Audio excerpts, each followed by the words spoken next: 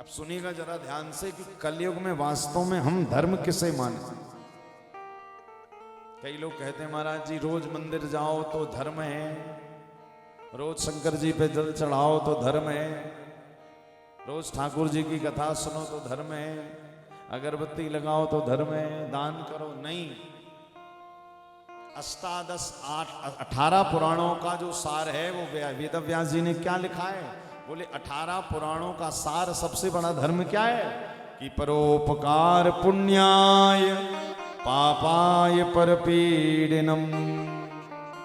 सबसे बड़ा धर्म क्या है कलयुग में?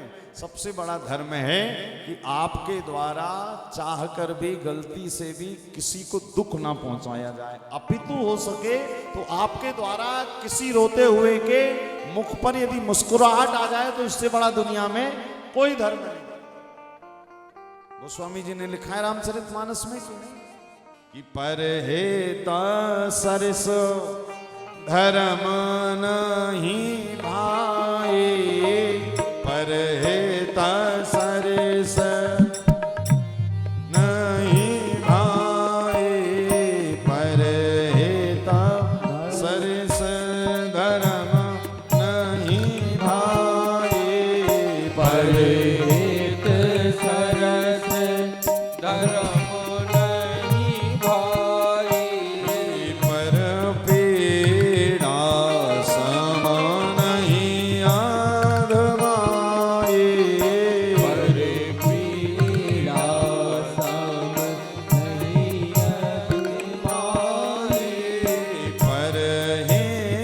सरस धर्म नहीं भाई, परहित सरस धर्म नहीं भाई, पर पीड़ा सम नहीं आधमाई,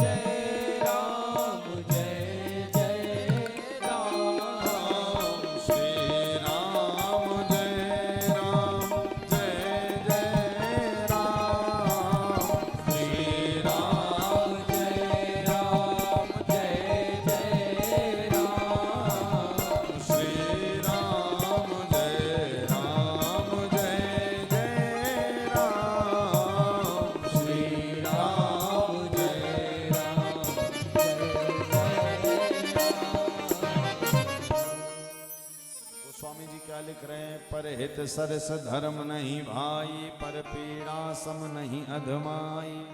भागवतकार भी कह रहे हैं सबसे बड़ा धर्म क्या है? धर्म प्रोजित कई तवोत्र परमो निर्मत सराणाम सता।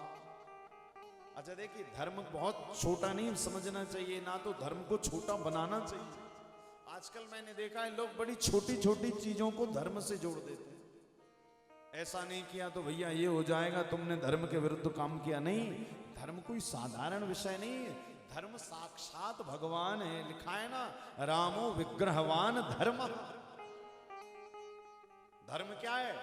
बोले आपके द्वारा किसी का गलती से भी बुरा ना होना, या आपके मनसा वाचा कर्मणा, आपके मन से वाणी से कर्म से।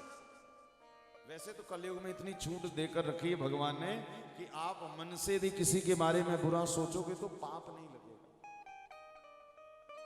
हाँ, किंतु पाप कब लगेगा? जब आप किसी के बारे में बुरा करोगे। इसी कारण प्रयास करिए। सबसे बड़ा धर्म भागवत का यही है। आजकल लोग क्या करते, खूब 2 घंटे ठाकुर जी की पूजन की और फिर लोगों को लूटने निकल गए। दुकानदार ने खूब पूजा की, दुकान गए और दुकान में जाकर फिर अपने जो नौकर से कहा, बोले अच्छा आज क्या क्या करना है? बोले आज एक काम करो, 50 किलो दाल आई है तो 2 किलो जरा कंकड़ मिला दो। बोले कंकड़? हाँ, कुछ नहीं होता। आप करके तो पूजन गए और फिर जाकर महाराज ये कर रहे हैं। फायदा कमाना ही है तो 2, 4, 5 रुपए महंगा बेच लो। इसी कारण शास्त्रों ने कहा है किसी का बुरा ना करना, मनसा वाचा कर्मणा धर्मा। इसी का नाम धर्म है, इसी का नाम शास्त्र भी है। घर पे एक मैया मिली, बोले महाराज जी घर पे नजर लग जाती है तो हम नींबू मिर्ची टांग लेते। हमने कहा ये आपने कहाँ सुना? बोले हमने भी सुना कि धर्म है। हमने कहा ये धर्म वर्म नहीं, ये आपके मन का विकार है कि नींबू मिर्ची टांग लोगी तो घर पे नजर नहीं लगेगी। हमने कहा घर के अंदर के वातावरण को इतना बढ़िया बनाओ कि बाहर की बुरी शक्ति अंदर ही ना आ पाए। अच्छा, नींबू मिर्ची क्यों टांगी जाती पता है आपको? क्यों टांगी जाती? नींबू मिर्ची एक साथ दरवाजे पर टांगने से क्या होता है पता है? आजकल तो देखो भाई, इन्हीं सब का जमाना चलता है। कथाओं में आजकल कथाएं कम बताते हैं, ये सब ज्यादा बताते हैं कि नींबू मिर्ची टांगो तो क्या होगा। अच्छा, ये छोटी छोटी सी चीजों को आजकल माताओं ने धर्म समझ लिया कि ये करो सो ये हो जाएगा। नींबू मिर्ची फ्रिज में अलग अलग रखो तो समस्या हो जाए, साथ में रखो तो समस्या हो जाएगी, अलग अलग रखो तो खूब लक्ष्मी आएगी। और मैं एक बात बताऊं आपको, लक्ष्मी मैया उन्हीं के घर में जाती हैं जिनके घर में सद्विचार होते हैं, संस्कार होते हैं, जिनके घर में लोग प्रातःकाल जल्दी उठकर सूर्य नारायण को अर्घ्य देते हैं। लक्ष्मी मैया अपने आप आ जाती है। अब आप उठ रहे हो 9 बजे, शंकर जी को जल चढ़ा रहे हो 12 बजे और कह रहे हो जय लक्ष्मी माता, तुम बिन कुछ नहीं आता और कुछ नहीं भाता, जय लक्ष्मी माता। अभी गई ना दीपावली, खूब लोगों ने लक्ष्मी जी का पूजन किया। अच्छा देखो, दीपावली के दिन धन खर्च होता है कि आता है? खर्च ही होता है महाराज। मिठाई खरीदो, फूल खरीदो, माला खरीदो, लाई बताशा खरीद, कितना सारा खरीदो। अच्छा, जाता किसके पास है? जो ये सब बेचते हैं। तो आप तो कहोगे कि हमने तो खूब आरती करी जय लक्ष्मी माता और लक्ष्मी जी आई नहीं। तो एक दिन की दीपावली के पूजन से लक्ष्मी जी नहीं आ जाएंगे? जब साल भर आपके घर में अच्छे अच्छे कार्य होते रहते हैं, जब साल भर वर्ष भर आप परमार्थ करते रहते हैं, आप लोगों को लाभ पहुंचाते रहते हैं। इस बार दीपावली में सबने लिखा होगा ना घर के बाहर, शुभ और लाभ। अब शुभ भी लिखा, लाभ भी लिखा महाराज, किंतु लाभ में बढ़ोतरी तो हुई नहीं। तो याद रखिएगा, लाभ लिखने से बढ़ोतरी नहीं होगी। जब आप दूसरों के जीवन में शुभता पैदा करेंगे तो लाभ आपके जीवन में अपने आप आ जाएगा, करने की जरूरत नहीं। इसी कारण याद रखिएगा, हमेशा अपने जीवन में शुभता करते रहिए। शुभता का अर्थ क्या है? अच्छा काम। और ये साल भर करिए, केवल दीपावली के दिन लक्ष्मी माता को मत बुलाइए। साल भर आपके कर्म इतने बढ़िया होने चाहिए, काम इतने बढ़िया होने चाहिए कि दीपावली के दिन लक्ष्मी जी आपके घर बरस जाए। तो ये कब आएंगी?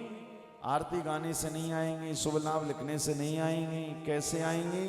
बोले जब आपके जीवन में परमार्थ होगा, लोगों की भलाई का मन होगा। किसी अकिंचन को, किसी रोते हुए को जब आप हंसाते रहोगे ना, तो याद रखिएगा फिर सारे देवी देवता प्रसन्न रहेंगे। हमारे ब्रज में गाया जाता है, किसी के काम जो आए उसे इंसान कहते हैं।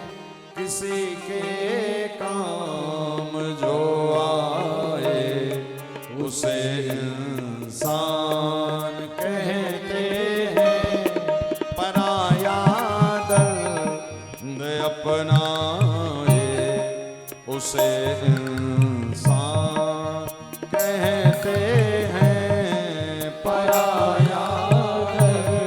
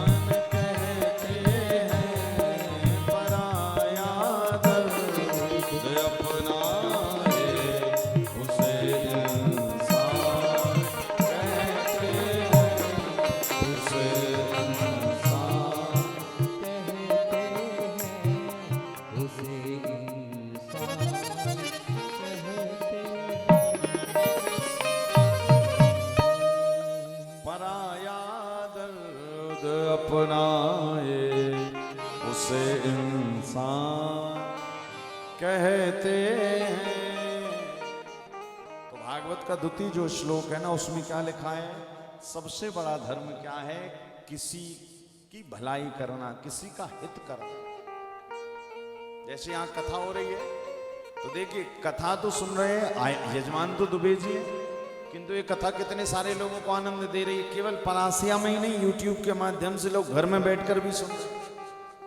तो जितने लोग इस कथा को घर पर बैठकर सुन रहे हैं ना यूट्यूब के माध्यम से, तो ये समझ जाइएगा कि सबके जीवन के दशांश जो गुना पुण्य है ना, वो दुबे जी के पास ऑटोमेटिक आ रहा है। इनको कुछ करना नहीं पड़ रहा है। अच्छे काम की सबसे बड़ी यही परिभाषा है कि जब आप अच्छा काम करते हैं तो आपको पुण्य लूटना नहीं पड़ता, अपने आप आपके पास उसका पुण्य का दशांश आता जाता है। यहां बैठकर जितने लोग भी सुन रहे हैं, तो सबके भाई कथा सुनकर ठाकुर जी की मस्ती तो सबको मिलेगी, किंतु जिसको मस्ती मिलेगी ना, उसका 10वां हिस्सा दुबे जी के पास ठाकुर जी पहले ही लिख कर भेज देंगे, और ये इनके जीवन में संचित होता जा रहा है। फिर ये कब उदय होगा? ये संचित होगा, फिर उदय कब होगा? फिर से कभी कहीं कथा होगी परासिया में, तो फिर जो घर परिवार संस्कारों से युक्त रहते ना, उन्हें कथाओं में फिर बुलाने की जरूरत नहीं पड़ती। उनके पुण्य अपने आप उन्हें कथाओं में खींच कर ले जाते। भैया चलो, कहाँ घर में पड़े हुए हो? और जिनके पुण्य स्वल्प रहते, जिनके पुण्य कम रहते हैं, उनसे कहना पड़ता भैया कथा में चलो। वो कहता रे कथा तो रोज होती रहती है, एक काम कर तू भी आज कथा में मत जा, तू भी आज मेरी कथा सुन। भाई एक मैया कथा में आ रही थी परासिया की, तो उसने कहा कि चल कथा हो रही है महाराज जी की। कौन से महाराज जी? बोले वही जो बांध मोहल्ला में आए थे, फिर बैंक ऑफ महाराष्ट्र में आए थे प्रज्ञा मैडम के। अच्छा, अरे 2-2 बार तो सुन ली और यूट्यूब पे तो आई रही, तू भी काहे को जा रही है? अरे चल कथा में आना। अरे कथा में आनंद मिलेगा, ठीक है, नीचे बैठना पड़ेगा 3-4 घंटे, काम कर आज मेरे पास बैठ। अच्छा तू सुनाएगी? हाँ मैं सुनाऊंगी। क्या सुनाती है? फिर वो कथा बता तो सुनाती नहीं, फिर ले महाराज पूरे मोहल्ले की व्यथा, वो तेरे बारे में ऐसा बोल रही थी, पता है, तू कहना मत, तू मेरी सच्ची सहेली, में आज तुझे बता देती हूँ, वो तेरे से बैर रखती है। अच्छा देखिए, और वो ये भी कहती है कि तू 3 घंटे कथा में जा रही है, ना तो तुझे वहां चाय मिलेगा ना पानी मिलेगा, बैठ मैं 3 घंटे कथा भी सुनाऊंगी, अदरक वाली चाय भी पिलाऊंगी। ठंडी चल रही ना, तो अदरक काली मिर्च, हाँ, तो वो भी कहती वाह क्या कथा हुई, आज तो आनंद ही आ गया। तो बोले कल से कथा में मत जाना, मेरी घर में आना। अच्छा, जीवन पूरे मोहल्ले भर का कचरा उसके कानों के माध्यम से उसके मन में भर देती। अब कानों से आपने जो सुना, भाई देखिए दुनिया में आप जहां देखोगे बुराई तो आपको सब जगह देखने मिल जाएगी। इसी कारण कभी किसी की निंदा बुराई सुना ही मत करो, क्योंकि आप जितनी निंदा बुराई किसी की सुनोगे ना, उतना आपका अपना घाटा है स्वयं का। बोलने वाले ने तो अपने अंदर का निकाल दिया और आपको दे दिया। अब आप सोचते रहो अरे उसने हमारे बारे में ऐसा कहा, अरे बताओ हम तो उसको इतना प्रेम करते थे, ये कर, तमाम तरह की। अच्छा, माताओं का एक स्वभाव होता है, कह तो देती हैं दूसरे से, और ये भी साथ में कह देती कि तू किसी से मत कहना। वो कहती अच्छा तूने मेरे से कह दिया और मैं किसी से ना कहूं। बड़ी आई और रात में महाराज तुरंत व्हाट्सएप पे मैसेज डाल देती है कि वो तेरे बारे में ऐसा बोल रही थी। अब कहा इसने, और पूरी रात भर में वो परासिया के पूरे नगर से होते हुए फिर उसी तक आ जाता है। वो कहती मैंने तो इससे कहा था, यहां तक कैसे पहुंच गया? अच्छा, माताएं हर एक दूसरे से यही कहती तुम किसी से मत कहना, वो कहेगी तुम किसी से मत कहना, और वो होते होते सब जगह हो जाता। इसी कारण भैया दुनिया की व्यथाएं ज्यादा सुनोगे तो किसी की निंदा सुनने से आपको पता है क्या होता है? बोले किसी की आपने निंदा सुनी तो उसके पाप तो दूर हो गए और वो पाप आ गए आपके अंतःकरण।